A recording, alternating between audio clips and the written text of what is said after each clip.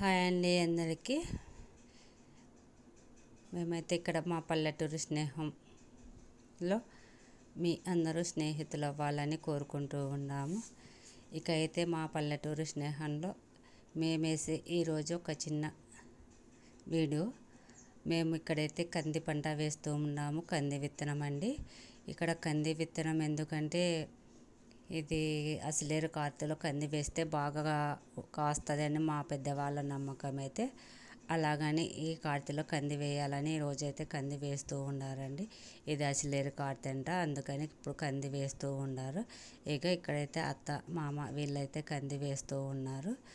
ఇంకా మామయ్య గొర్రె తోలుతూ ఉన్నాడు. అత్తయ్య అయితే కంది లొట్ట కట్టుకొని వేస్తూ ఉంది. ఇలా లొట్ట కట్టుకొని వేయడం వల్ల ఒకటే సాలుకు బాగా పడుతుంది అన్నట్లు ఇలా వేస్తారు. మా సైడ్ అయితే గొర్రుకు వేయరండి. ఇక ఇక్కడైతే ఎద్దులైతే కొంచెం రోజు పోయి ఇప్పుడు సేద్యాలు పుల్లు కదా, ఇత్తనం కాలము ఇత్తనం టైము, అందుకని కొంచెం ఎద్దులైతే మెత్తపడినట్లున్నాయి, స్లో అవుతున్నాయి ఎద్దులైతే, లేకుంటే చాలా ఫాస్ట్ పోయేటివి. ఇక మామయ్య అయితే కూడా చాలా అంత వయసు అయినా కూడా సుమారుగా అంటే 70 ఏళ్ళు దాటింటాయి మామయ్యకి. అయినా రోజు గొర్రె తోలడం, రోజు సేద్యం పనికి వెళ్ళడం అయితే మామయ్యకి బాగా వస్తూ ఉంటుంది. ఇక ఇక్కడైతే అత్తయ్య విత్తనం వేస్తూ ఉంది, కంది విత్తనము. ఈ కంది విత్తనం ఎలా ఉందో ఒకసారి కామెంట్ చేయండి. కామెంట్ చేసి మా పల్లెటూరు పొలాలు ఎలా